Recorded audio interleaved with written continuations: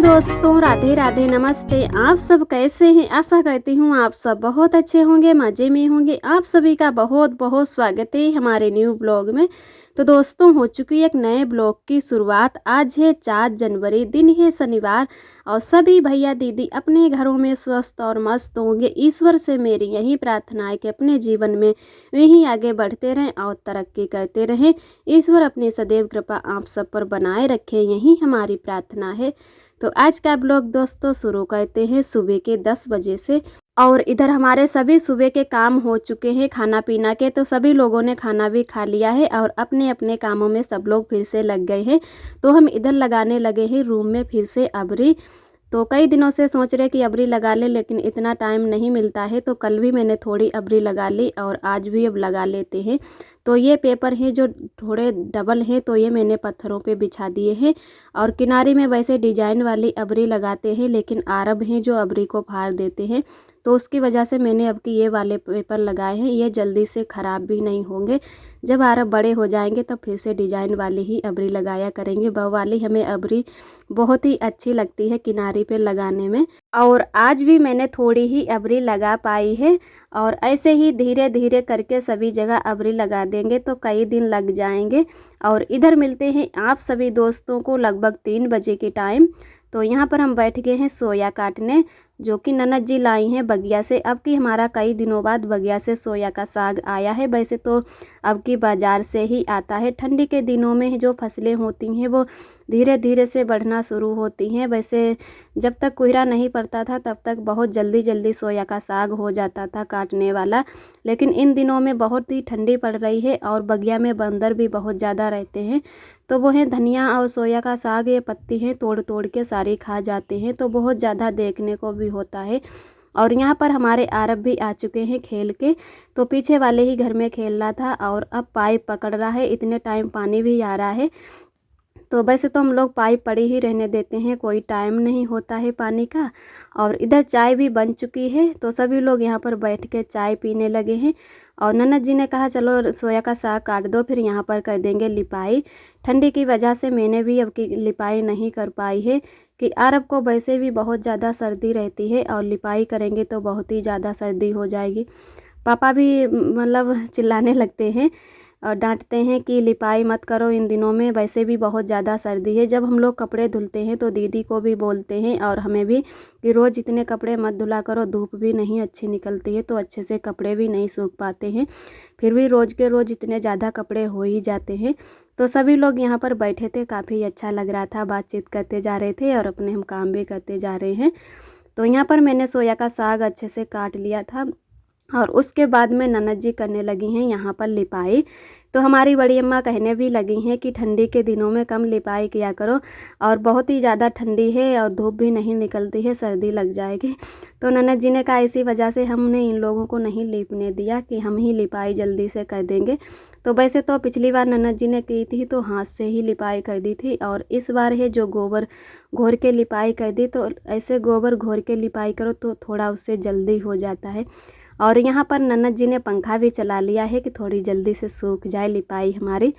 तो इतनी कम लाइट आती है हमारे यहाँ इस टाइम, इन्वेटर है जो ख़राब हो चुका है।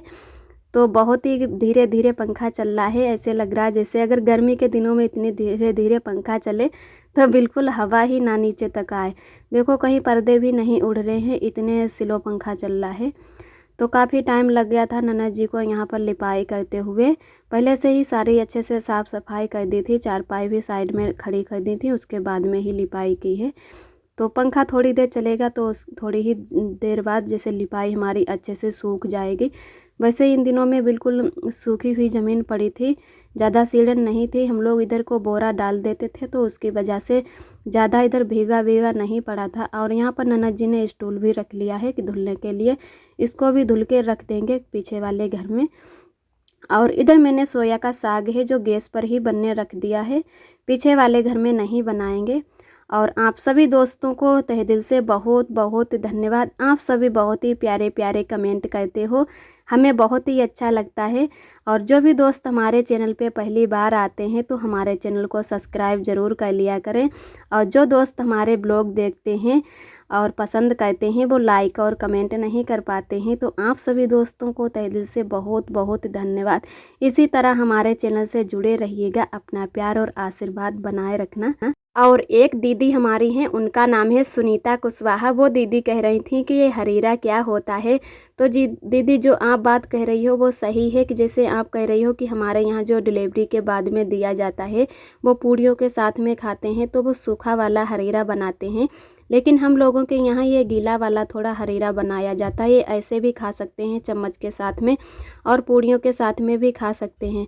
तो इसी को हम लोग हरीरा बोलते हैं। सब लोग अलग अलग नामों से जानते हैं। और यही वाला हरीरा है जो डिलीवरी होने के बाद में खाने को दिया जाता है। तो सभी लोग कई नामों से एक चीज़ को जानते हैं। और उधर हमारा खाना भी बन रहा है, तब तक हम बैठ गए हैं यहाँ पर बर्तन धुलने। तो काफ़ी बर्तन हमारे पड़े हुए थे चाय के, और कुछ दोपहर के भी थे। जो कुकर सुबह के टाइम खाली नहीं किया था, चावल थोड़े रखे थे तो इसी में रख दिए, और अब इतने टाइम खाली करके सारे बर्तन अच्छे से धुल लेते हैं। तो काफ़ी बर्तन हो जाते हैं शाम को, तो मैंने कहा चलो इतने बर्तन पहले धुल के रख देते, उसके बाद में शाम को जितने हो जाएंगे उतने बाद में धुल लेंगे। तो इधर अभी हमारी सब्जी बन रही है। तो सोया का साग है जो मैंने पीछे वाले घर में आज खाना नहीं बनाया है, यहीं पर बना लेंगे। और हो सकता है पीछे वाले घर में ही रोटियां सेकें, क्योंकि सोया के साग के साथ में मोटी वाली रोटी सभी लोगों को अच्छी लगती हैं। गैस पर की रोटी खाना अच्छी नहीं लगती हैं। तो चावल की भी रोटी सेंक लेंगे। इन दिनों में चावल की रोटियां ज़्यादा सभी लोग पसंद करते हैं, और सेंकते पर ही सभी लोग खाना खाते हैं, तो काफ़ी अच्छी लगती हैं रोटी। वैसे हमारे पापा नहीं खा पाते हैं चावल की रोटी, लेकिन उनके लिए भी थोड़ी मोटी रोटियां हल्की सी बना देते हैं, तो वो अच्छे से खा लेते हैं। और इधर मैं पानी भी भर के लाई हूँ बाहर की नल से, क्योंकि जो शाम को अभी पानी आया है वो ताज़ा पानी बिल्कुल नहीं आया है। कभी कभी भरा हुआ पानी आता है तो एकदम बहुत ही ठंडा होता है। तो इस पानी से बर्तन धुलो तो हाथ हैं जो एकदम कांपने लगते हैं, काफ़ी ठंडे हो जाते जब तक बर्तन धुलो। तो कभी कभी टाइम से आग जलती है पीछे वाले घर में तो तुरंत सेंक लेते हैं, नहीं तो बस ऐसे ही ठंडे हाथ रहते हैं। तो मैं बाहर के नल से ही ताज़ा पानी लेकर आई और उसी से बर्तन धुल लिए। और इधर मेरी अच्छे से सब्जी बन चुकी है, इसको छौंक देते हैं। जब तक मैंने बर्तन धुले तो उससे पहले ही मैंने कम गैस कर दी थी कि हमारी सब्जी भी ना जले और अच्छे से पक भी जाए। तो सारी सब्जी को मैंने अच्छे से तसले में परोस ली है। उसके बाद में तेल डाला है कढ़ाई में, और अच्छे से तेल हमारा गर्म हो चुका है। फिर मैंने इसमें लहसुन डाल दिया। लहसुन डालने के बाद में थोड़ी सी सूखी मिर्च डाली है, और उसके बाद में सोया का साग छौंक दिया है। तो कुछ इस तरीके से हम लोग सोया का साग बनाते हैं। आप सभी लोग कैसे बनाते हो मैं कमेंट करके ज़रूर बताना। और किसी किसी के यहाँ तो सोया के साग में हल्दी भी डालते हैं, लेकिन हम लोग हल्दी नहीं डालते हैं। और इधर आ गई हैं ननद जी तब तक रोटियां सेंकने। मैंने पहले ही आटा लगा के रख दिया था सब्जी बन जाने के बाद में।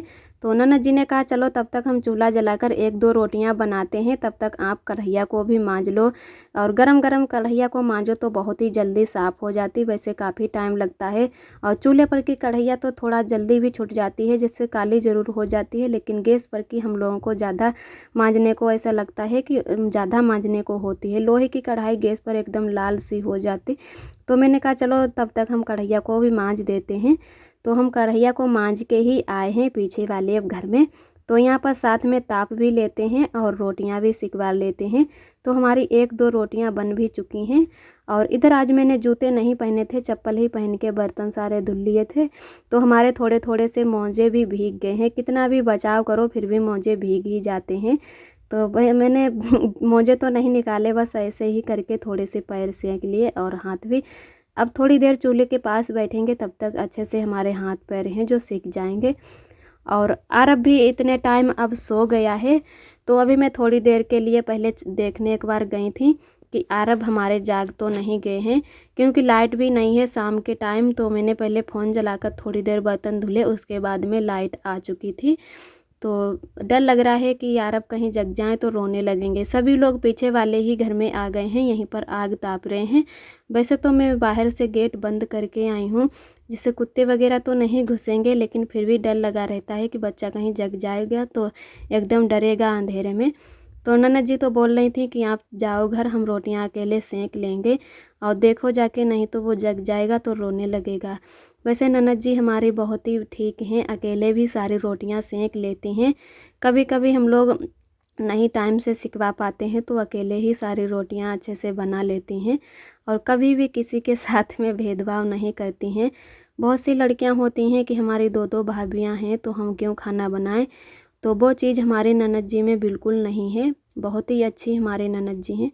तो वैसे तो हम सभी लोगों के साथ में ही मिल बाँट के सब लोग काम कर लेते हैं और नहीं तो ननद जी तो हमारी सबके साथ में करवा लेती हैं, खाना भी बनवाती हैं और अपने अड्डे की भी कढ़ाई कर लेती हैं और बाहर के भी काम करती हैं। तो पूरा दिन कुछ ना कुछ काम में लगी ही रहती हैं। और उधर हमारा अच्छे से खाना बन चुका था, सभी लोगों ने खा लिया है। और फिर इधर मिलते हैं आप सभी दोस्तों को दूसरे दिन सुबह के टाइम। तो आप सभी दोस्तों को मेरा प्यार भरा गुड मॉर्निंग, नमस्ते। तो यहाँ पर जो मैंने शाम को बर्तन धुल के रख दिए थे और तुरंत से हम चले गए थे रोटियाँ सिकवाने, तो मैंने बर्तन नहीं रख पाए थे। तो अब सुबह के टाइम यहाँ पर बर्तन रख देते हैं। और दीदी ने हमारे यहाँ पर आलू रख दिए हैं उबलने के लिए। और अभी मेरी चाय नहीं बनी है, सुबह के बज रहे हैं 7, तो चाय भी बनने रख देते हैं। पहले इधर के जो बर्तन थे वो थोड़ी जगह खाली कर लेती हूँ, बिल्कुल जगह नहीं है तो मैं बाहर के ही नल से पानी ले आई हूँ भर के, तो उसी से चाय रखेंगे। वैसे हमारे घर में तो नल बिल्कुल नहीं चलता है और पहले चलता भी था, तो इस वाले नल से जब भी चाय रखते थे तो एकदम है जो चाय काली हो जाती थी, पता नहीं कैसा पानी है। तो हम लोग बाहर के ही नल से पानी लाकर चाय बनाते हैं। तो सबसे पहले दूध गर्म कर लेते हैं। सुबह को हम और हमारी दीदी हैं जो दूध पीते हैं, तो पका हुआ हम लोग दूध शाम को नहीं खाते हैं। जो लोग सुबह को नहीं खाते हैं वो लोग शाम को खाते हैं और चाय तो हमारी कई बार बन जाती है। तो आज दीदी भी हमारी सुबह सुबह नहाने लगी हैं, तो उन्होंने पानी रख दिया था गर्म होने के लिए और मैंने दूसरे चूल्हे पे चाय रख दी है बनने। तो अब चाय भी बना लेते हैं। दूध हमारा अच्छे से गर्म हो चुका है, 3 गिलासों में मैंने कुरे लिया, तो एक में चाय के लिए और दोनों गिलासों में रख लिया है, तो एक एक गिलास का हम लोग ले लेंगे। और यहाँ पर अब अदरक को भी खुरच लेते हैं कद्दूकस से। तो ये छोटा वाला कद्दूकस है, इससे हम प्लेट में क्योंकि मैंने भगोना में जो चाय बनाई है वो दूध का भगोना था, तो पहले ही अदरक हम डाल देंगे तो उससे कभी कभी चाय हमारी ख़राब हो जाती है। तो पहले ऐसे ही चाय को पकने देंगे, फिर दूध डाल दिया है मैंने। जब दूध में भी अच्छे से उबाल आ जाएगा उसके बाद में ही हम अदरक डालेंगे। तब तक यहाँ पर अच्छे से कद्दूकस कर लेंगे और आज थोड़ी ज़्यादा अदरक डालेंगे क्योंकि ठंडी के दिनों में जब ज़्यादा कड़क चाय बनती है तभी ही बहुत ही अच्छी और टेस्टी लगती है और सभी लोगों को ज़्यादा अदरक वाली ही चाय पसंद करते हैं। तो यहाँ पर हमारी लगभग चाय भी बन चुकी है और इधर मैंने छोटे वाले चूल्हे पे कुकर रख दिया है क्योंकि चाय के लिए सभी लोगों को जल्दी थी और आज थोड़ा लेट भी हो गए हैं चाय बनाने में, पापा जा रहे हैं खेत पर। तो मैंने बड़े वाले चूल्हे पे रख दी है चाय कि चाय बन जाएगी तब हम फिर से कुकर इसी पे रख देंगे। पहले चाय को अच्छे से पका लेते हैं। तो यहाँ पर हमारी चाय बन चुकी है, अब छान लेते हैं। आप सभी भी दोस्त आ जाइएगा चाय पीने के लिए गर्मा गर्म। तो चाय हमारी बनके तैयार हो गई है और अब छोटे छोटे गिलासों में सब में चाय कर लेते हैं और पीछे वाले घर में देकर आते हैं सभी लोगों को। पीछे वाले ही घर में सब लोग आग ताप रहे हैं, कुछ लोग यहाँ पर भी हैं और कुछ लोग पीछे वाले घर में हैं। आज का ब्लॉग दोस्तों हमारा यहीं तक है। आज का ब्लॉग कैसा लगा कमेंट में ज़रूर बताना। फिर मिलते हैं एक अच्छे से ब्लॉग के साथ में, तब तक के लिए आप सभी दोस्तों को मेरा नमस्ते। अपना बहुत ही ख्याल रखिएगा। जय श्री कृष्णा।